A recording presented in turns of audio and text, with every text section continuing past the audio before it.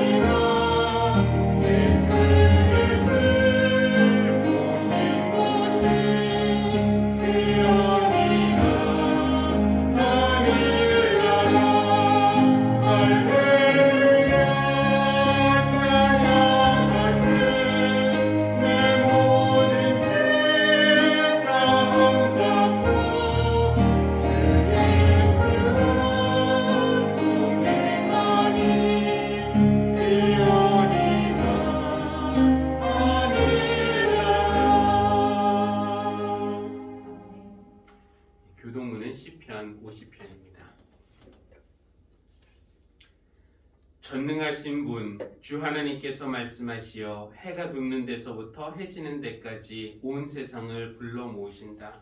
더없이 아름다운 시온으로부터 하나님께서 눈부시게 나타나신다. 우리 하나님은 오실 때에 조용조용 오시지 않고 삼키는 불길을 앞세우시고 사방에서 무서운 돌풍을 일으키시면서 오신다. 당신의 백성을 판단하시려고 위의 하늘과 아래의 땅을 증인으로 부르신다. 나를 믿는 성도들을 나에게로 불러 모아라. 희생 제물로 나와 언약을 세운 사람들을 나에게로 불러 모아라. 함께 하늘이 주님의 공의를 선포함은 하나님 그분만이 재판장이시기 때문이다. 아멘.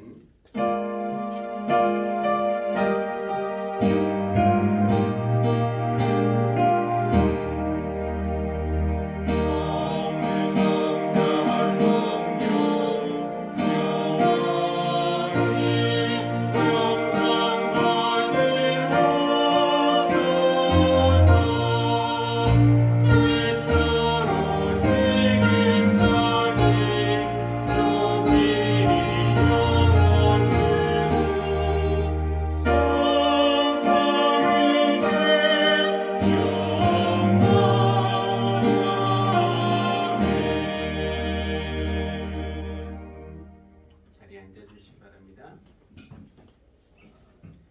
우리 공동의 기도 한 목소리로 드리도록 하겠습니다. 시작. 좋으신 하나님, 어둠 가운데 있던 저희에게 참 빛이신 예수님을 보내주셔서 감사합니다. 주님은 죄와 혼돈으로 인해 고통스럽던 우리를 은혜와 질서 속에서 자유하게 하셨습니다. 그러나 주님, 우리는 자유를 스스로 저버렸고 은혜의 품을 떠나 세상과 짝하며 어둠의 노예로 돌아갔습니다. 우리를 긍휼히 여기시고 다시 한번 구원의 기쁨을 회복시키시고 참된 진리 가운데 살게 하여 주십시오. 사랑의 하나님, 이제는 빛의 자녀답게 살기 원합니다. 주님이 허락하신 빛의 세계를 수건으로 덮고 있는 어둠과 당당히 싸우며 살게 하여 주십시오. 주님이 높은 산에서 그러하셨던 것처럼 또 골고다 십자가 후에 부활의 아침에 그러하셨던 것처럼 우리도 세상의 복음과 은혜의 빛을 환히 비추게 하여 주십시오. 예수님의 이름으로 기도합니다. 아멘. 고린도후서 4장 1절에서 10절 말씀입니다. 그러므로 우리는 하나님의 자비를 힘입어서 이 직분을 맡고 있으니 낙심하지 않습니다. 우리는 부끄러워서 드러내지 못할 일들을 배격하였습니다. 우리는 강교하게 행하지도 않고 하나님의 말씀을 왜곡하지도 않습니다.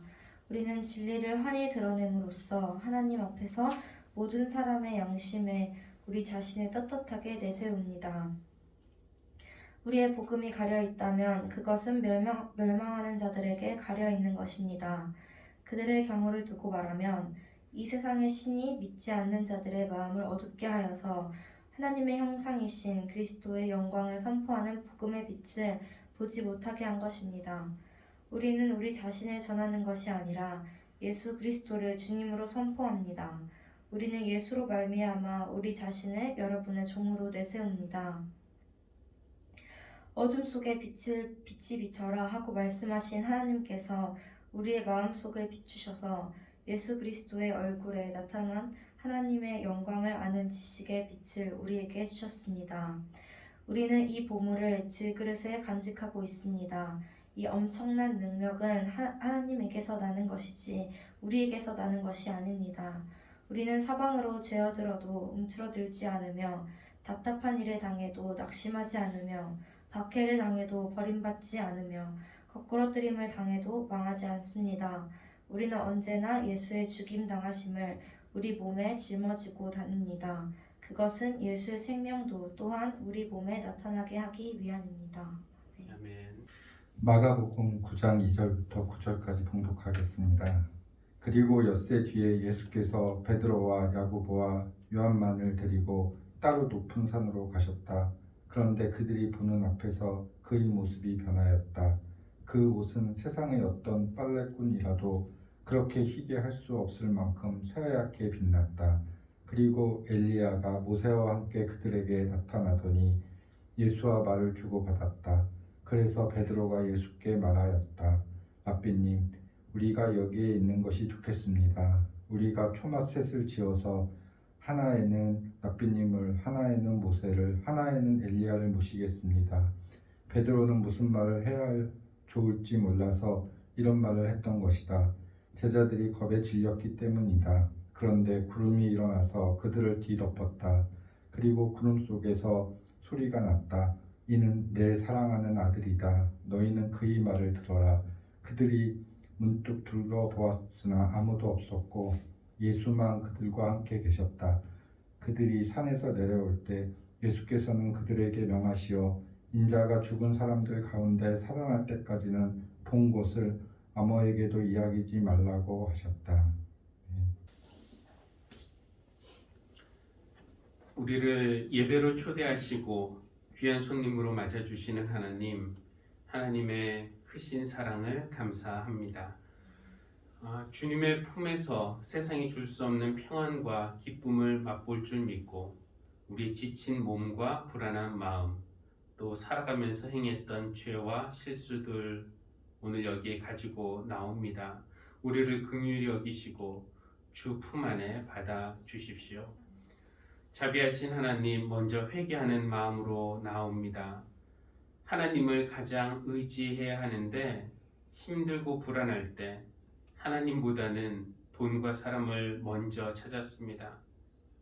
이웃은 우리에게 주신 선물인데 그들과 함께 웃고 함께 우는 친구로 여기지 못하고 탐욕을 위한 도구로 삼기도 했습니다.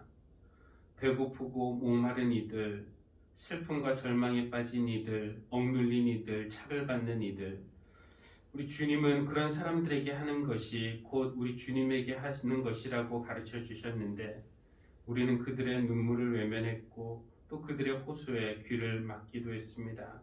하나님, 우리를 용서하여 주시고 또 진심으로 회개할 때 성령님 우리 안에서 역사해 주셔서 우리가 변화될 수 있도록 인도하여 주십시오. 하나님, 사랑하는 교우들을 위해서 기도합니다. 낙심한 이들이 있다면은 하나님이 그들과 함께 하심을 믿음으로써 소망과 용기를 갖게 하여 주십시오. 질병으로 또 두려워하는 교우들도 있습니다. 그 아픈 부위마다 주님의 치유의 손을 대시고 고쳐주셔서 어서 통증과 불안에서 벗어나고 건강을 회복할 수 있도록 은혜 베풀어 주십시오. 가정과 회사 또 교인 사이 이웃관계에서 인간관계 때문에 힘들어하는 이들도 있습니다.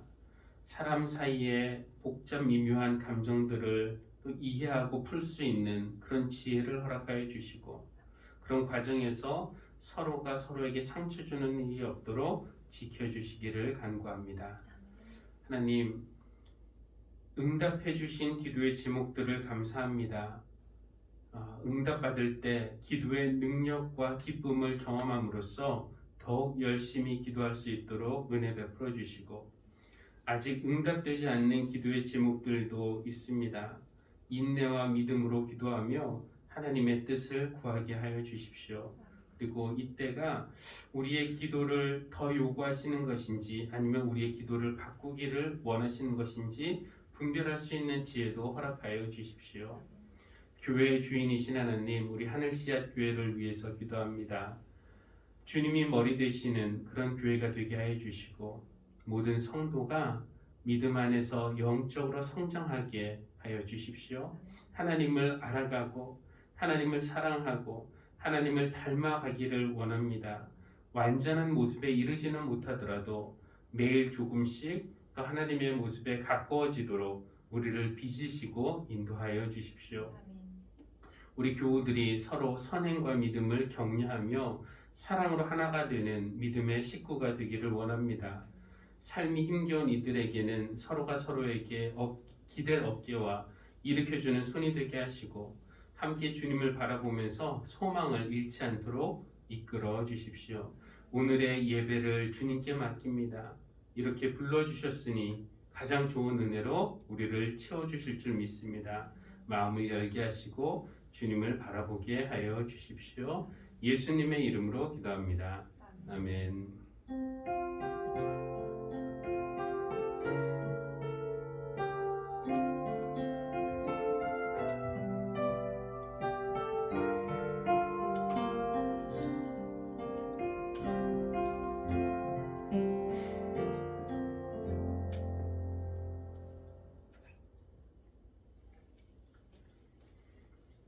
이제 교회 절기로는 주현절이 곧 끝나고 사순절이라는 새로운 절기가 시작이 됩니다. 이번 주 수요일 2월 17일부터 시작하는 사순절은 부활주일이 4월 4일인데 바로 전날인 4월 3일까지 사순절이 이어집니다. 빛으로 세상에 오신 주님을 기념하는 주현절기의 마지막 주일인 오늘, 우리는 주님이 산 위에서 빛처럼 밝게 변화하신 그 사건을 기념하고 있습니다. 예수님은 베드로, 야고보, 요한 이 세 명의 제자들을 데리고 높은 산에 올라가셨고 그들은 거기에서 놀라운 광경을 목격하게 되죠. 우리 주님의 모습이 이 세상 사람이 아닌 듯 변화되신 것입니다. 마가는 그 신비한 모습을 이렇게 표현하는데 세상에 어떤 빨래꾼이라도 그렇게 희게 할 수 없을 만큼 새하얗게 변했다. 우리 주님의 모습이 빛처럼 환하게 빛났다라는 것입니다. 이 변모 사건의 의미가 무엇일까요? 여러 가지가 있겠지만 무엇보다도 우리 눈에 그냥 인간으로 보였던 그분이 주님의 그 참모습은 하나님이시다라는 것을 제자들에게 가르쳐주고 있습니다. 이 변모 사건은 제자들에게 예수님이 참으로 어떤 분이신지 그것을 가르쳐줄 뿐만 아니라 우리 주님이 이제 곧 걸으실 이후부터 이제 주님이 십자가의 길을 갖게 되실 텐데 곧 걸으실 그 십자가의 길의 끝, 그 끝이 골고다 언덕에서 끝나는 것이 아니라 그 너머 부활의 영광이 있을 것이다 라는 것을 미리 살짝 보여주는 것이라고 할 수 있겠습니다. 그러니까 이렇게 말할 수 있을 것 같아요. 예수님이 그 제자들 앞에서 변화하신 이유는 이 제자들이 곧 주님의 고난과 십자가 죽음을 보게 될 텐데 그렇더라도 낙심하지 말라고 미래의 영광을 미리 보여주신 그런 사건이라고 하겠습니다. 이럴 때가 사실 낙심하기 좋을 때입니다. 기적을 일으키시는 예수님 뒤따라가면서 뭔가 대단히 좋은 일이 일어날 것이다 그렇게 기대하고 있었는데 체포당하시고 죽임당하시는 그런 모습을 볼 때 낙심하기 쉽죠. 우리에게도 요즘이 어쩌면 낙심하기 딱 좋은 때일지도 모르겠습니다. 열심히 믿음 생활하려고 노력하는데 교회의 이름이 우리가 속한 우리가 사랑하는 교회의 이름이 세상에서 욕먹는 것을 볼 때 선한 의도로 무언가를 하려고 하는데 결실도 없고 냉담한 반응을 받을 때 우리 하나님의 일을 위해서 수고하는데 하나님의 나라가 점점 커지는 것이 아니라 점점 작아지고 점점 약해지는 그런 느낌을 받을 때 우리는 낙심합니다. 그런데 주님은 오늘 변화산에서 우리에게 이것은 사람의 일이 아니라 하나님이 하시는 일이라고, 그러니까 십자가가 끝이 아니라 그 뒤에 부활의 영광이 있다고, 하나님 나라가 점점 작아지고 약해지는 것처럼 보이지만 언젠가 하나님이 반드시 이루어내실 것이라고, 그러니까 우리에게 낙심하지 말라고 말씀하시기 위해서 그 모습이 변화되신 것이라고 할 수 있겠습니다. 그러고 보니까 우리 주님은 겉모습보다는 속모습이 더 아름다우셨던 그런 분이라고 말할 수 있을 것입니다. 그 예언자 이사야는 메시아의 모습에 대해서 그에게는 고운 모양도 없고 훌륭한 풍채도 없으니 우리가 보기에 흠모할 만한 아름다운 모습이 없다라고 그렇게 말했죠. 겉모습을 중요시하는 사람들에게 주님의 그런 모습은 초라하고 약하게 보였겠지만 주님의 속모습을 보고 경험한 사람은 그 아름다움을 말로 형언할 수 없다라고 그렇게 고백합니다. 주님은 겉모습보다는 속모습이 훨씬 더 아름다운 분이셨는데 우리는 어떨까요? 생각해 보면은 우리는 겉모습이 더 아름다운 난 것 같습니다. 그래도 뭐 화장하거나 아니면은 머리하고 좋은 옷 차려입고 거울을 보면은 꽤 괜찮은 사람들처럼 보입니다. 우리 속에 있어서 보이지는 않지만 그 우리 마음 안에 있는 것들, 교만, 욕심, 음행, 위선, 거짓, 이런 속모습에 비하면은 그래도 우리의 겉모습은 꽤 그럴듯하게 보인다고 말할 수 있겠습니다. 그래서 때로는 우리가 입고 있는 이런 옷이나 아니면 사회적인 성취, 사회적으로 불리는 지위, 교회에서의 직분, 이런 것들이 우리의 속모습을 가려줘서 얼마나 다행인지 모르겠다라는 그런 생각이 들 때도 있습니다. 그만큼 우리의 속모습은 누군가에게 드러내기에는 부끄럽고 창피할 정도입니다. 그러나 우리 기독교인들은 달라야 합니다. 우리는 겉모습보다는 속모습이 더 아름다운 사람들이 되어야 할 것입니다. 그것은 주님이 우리 안에 계시기 때문에 그렇습니다. 오늘 고린도후서 4장 6절 말씀 한번 보겠습니다. 화면 보여주시면요. 이렇게 돼 있죠. 어둠 속에 빛이 비춰라 하고 말씀하신 하나님께서 우리의 마음속을 비추셔서 예수 그리스도의 얼굴에 나타난 하나님의 영광을 아는 지식의 빛을 우리에게 주셨습니다.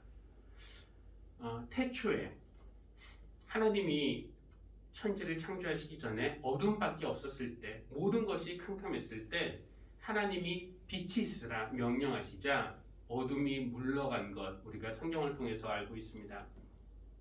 마치 그랬던 것처럼 하나님이 죄로 어두워진 우리 마음에 빛을 비추셔서 우리 마음속에 자리 잡고 있던 교만과 욕심, 음행과 거짓, 위선과 무관심, 이런 것들을 몰아내셨습니다.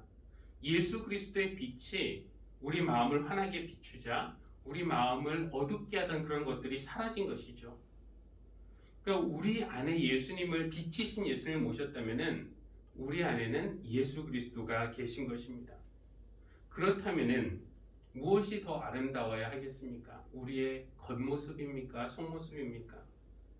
그런데 문제는 우리 안에 계신 예수 그리스도의 빛, 그것이 겉으로 잘 드러나지 않는다는 그런 점입니다. 여기에는 두 가지 문제가 있어 보이는데, 먼저는 우리에게 문제가 있는 것입니다. 우리의 잘못이라고 할 수 있죠. 우리가 예수님을 영접했다고, 주님의 빛이 내 안에 계시다라고 말은 하지만 실제 우리의 속모습은 변화되지 않았기 때문입니다. 하나님이, 우리가 예수 그리스도를 영접한 순간 하나님이 의롭다라고 칭해 주셨지만 그것은 법적인 의미에서 무죄 선고를 해주신 것이지 실제로 우리의 속모습이 변한 것은 아닌 겁니다. 우리는 점점 성화되어야 합니다. 근데 언제 우리가 변화되는가? 우리가 그냥 예수님을 삶의 장식품처럼 취급할 때는 변화되지 않습니다.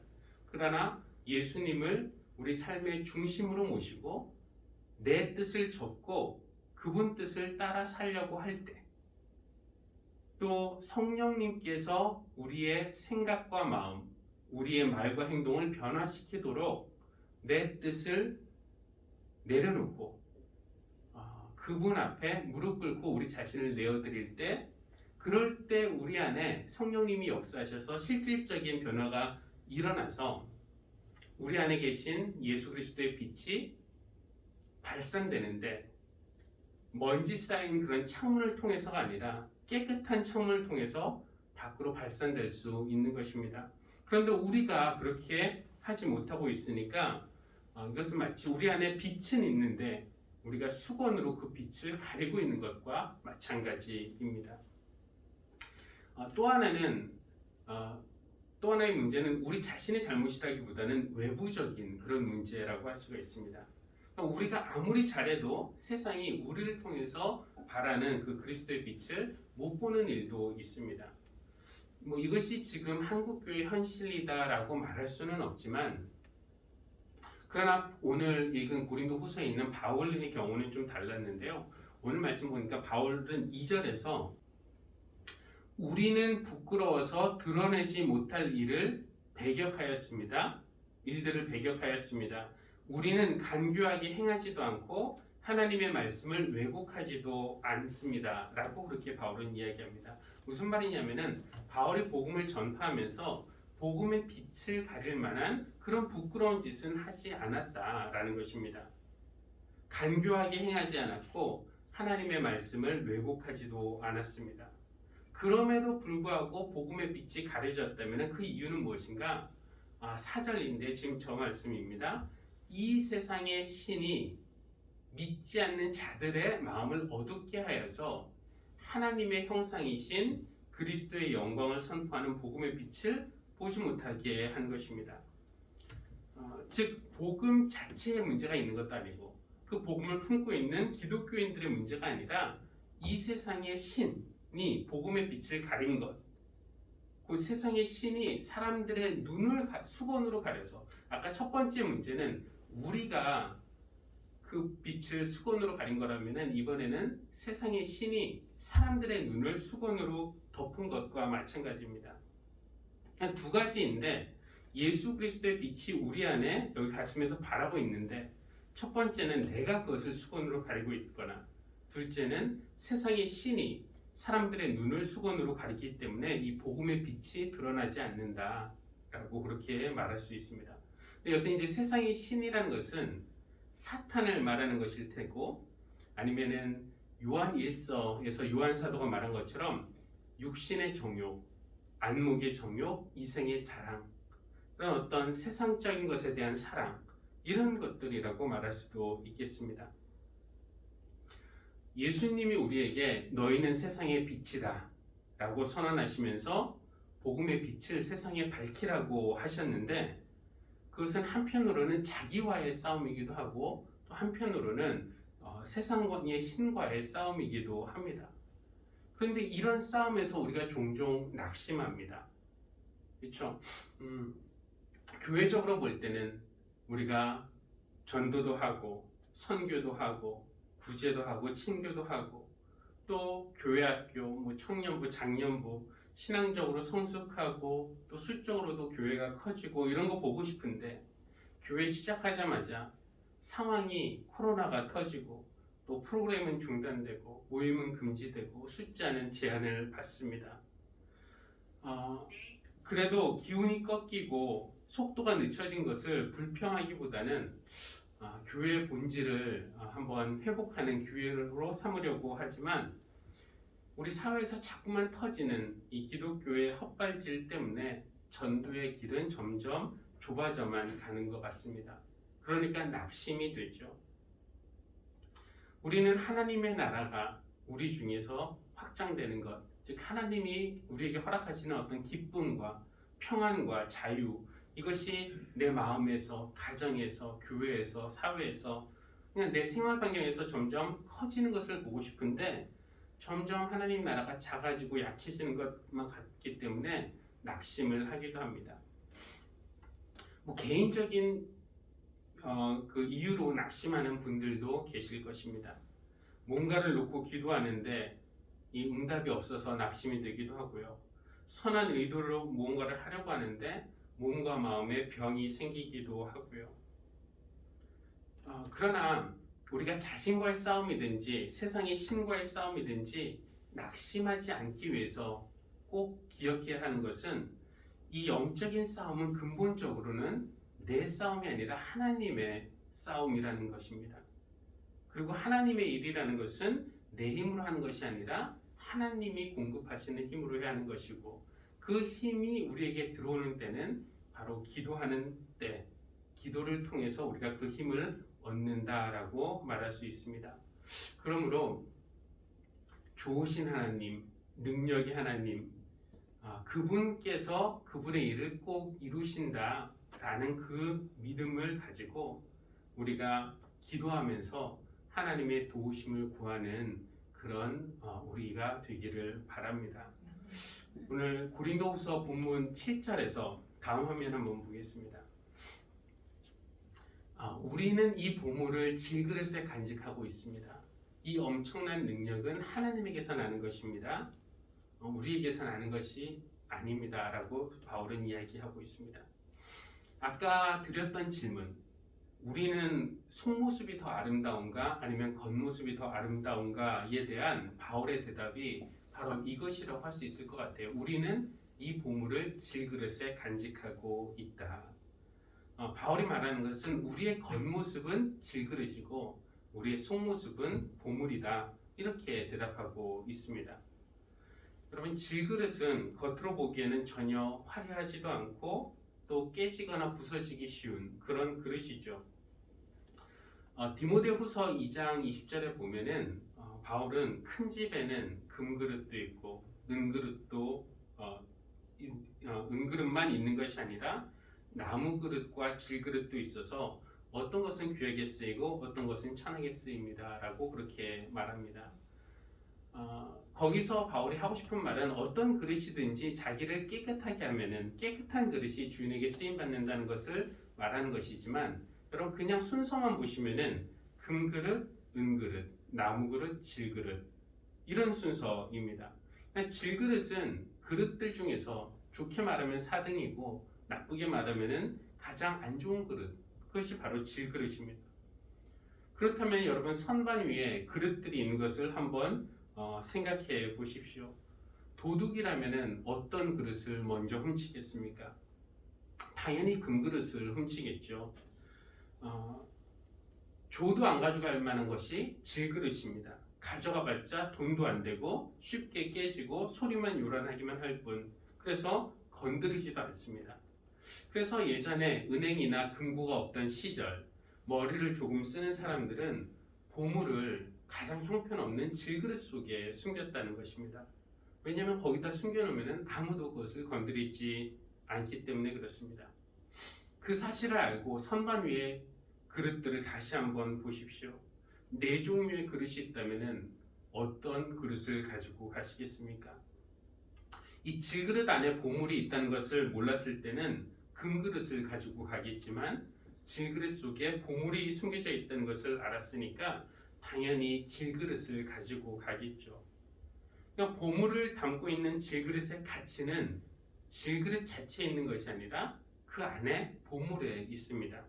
마찬가지로 우리에게 어떤 가치가 있다면은 그 우리 육신 자체에 무슨 가치가 있는 것이 아니라 우리 안에 있는 대신 예수님에게 있는 겁니다. 7절 말씀을 다시 읽어보면은 우리는 이 보물을 질그릇에 간직하고 있습니다. 이 엄청난 능력은 하나님에게서 나는 것이지 우리에게서 나는 것이 아닙니다.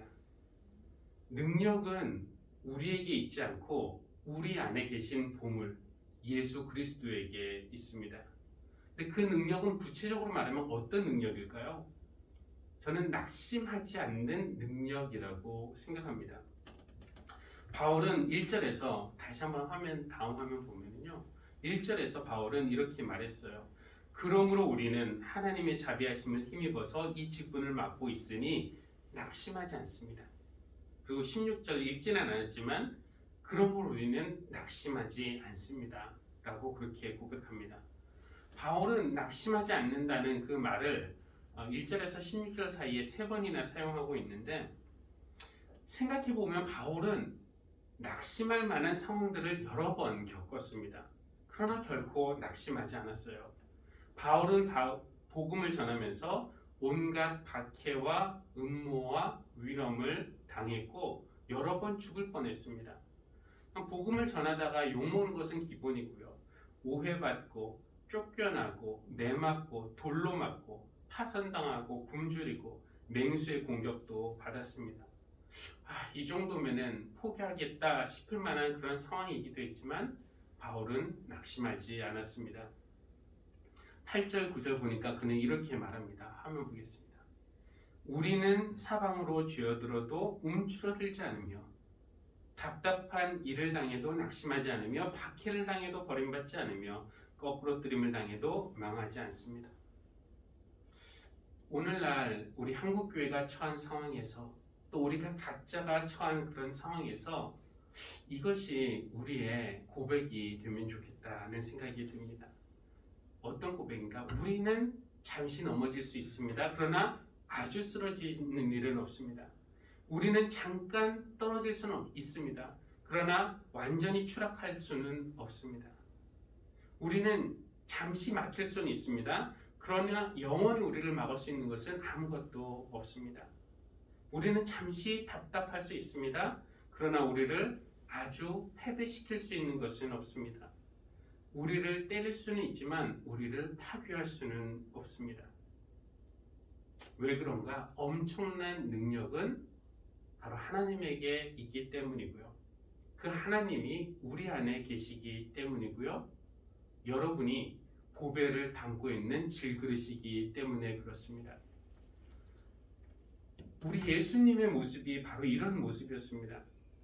십자가에 달리신 예수 그리스도, 십자가 위에서 옷 벗겨진 채 매달려서 죽어가는 그 예수님의 모습은 인간적으로 보기에는 너무나 약한 깨져버린 질그릇 같았습니다. 그러나 그의 약함 속에 하나님은 능력을 주셨습니다.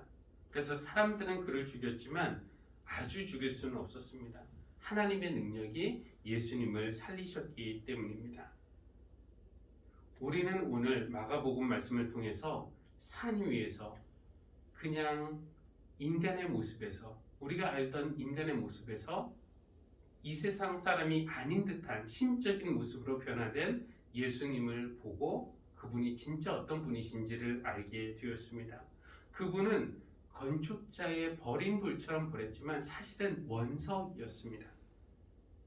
그분을 우리 마음에 모실 때 우리는 보물을 담고 있는 질그릇이 됩니다. 우리를 낙심케 하는 일들이 많이 있습니다. 그런 일들이 우리를 흔들 수는 있으나 넘어뜨릴 수는 없고요. 잠시 넘어뜨릴 수는 있겠지만 완전히 엎어지게는 못합니다. 우리 안에 계신 분의 능력의 손으로 주님께서 우리를 붙들어 주시기 때문입니다. 이제 수요일부터 사순절이 시작이 됩니다. 지금까지가 빛의 기간이었다면 이제는 어둠의 기간으로 우리가 걸어갈 때입니다. 이 기간에 우리를 붙드시는 능력의 손, 주님의 손을 붙들고 태산을 넘고 홍거기에 가도 두려움 없이 낙심하지 말고 빛 가운데로 걸어가는 그런 우리 모두가 되기를 주님의 이름으로 기원합니다. 우리 함께 찬양하겠습니다. 445장 태산을 넘어 홍거기에 가도.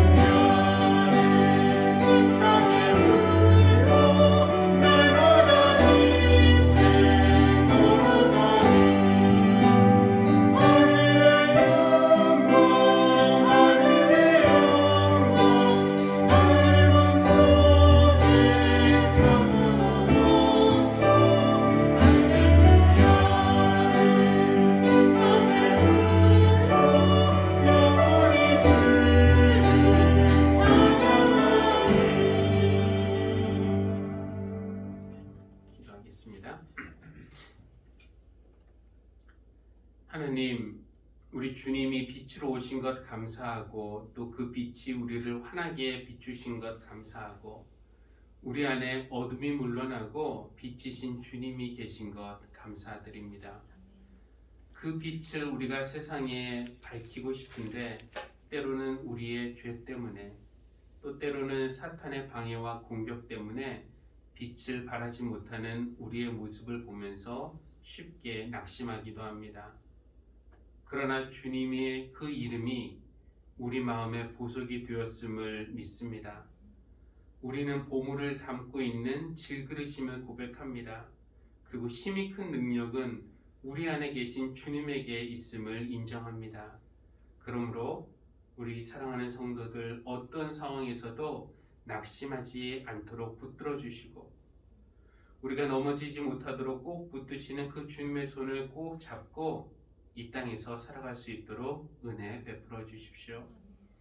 하나님, 우리 교회가 이 세상에서 넘어진 사람들, 쓰러진 사람들, 낙심한 사람들을 향해 뻗으시는 주님의 손이 되기를 원합니다. 그런 마음을 담아서 이 예물을 드립니다. 하나님께서 기쁘게 받으시고 드린 모든 이들에게 큰 은혜를 베풀어 주십시오. 이 예물이 사용되어질 때 정말로 사람들의 삶에서 어둠이 물러가고 또 낙심한 자들이 소망과 힘을 얻을 수 있도록 주님께서 인도하여 주시기를 간절히 소원합니다. 감사드리며 예수님의 이름으로 기도합니다. 아멘.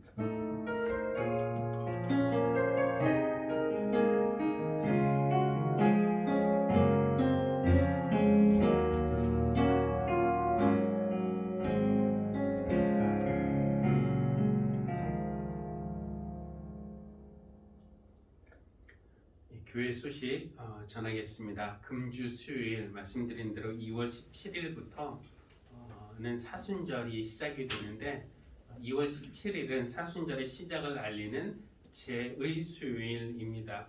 그래서 이 사순절 기간에 우리가 경건과 절제의 시간을 보내게 되는데 이 기간에 우리가 하나님을 좀 더 깊이 묵상하는 그런 시간이 되면 좋겠습니다. 그래서 이번 주 수요 예배는 제의 수요일 예배 겸 또 성서의 이해라는 주제로 계속 말씀을 나누겠습니다.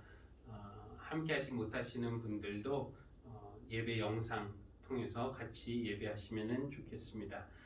그리고 다음 주일부터 이제 제가 알기로 20% 이내에서 예배를 드릴 수 있게 되었는데요.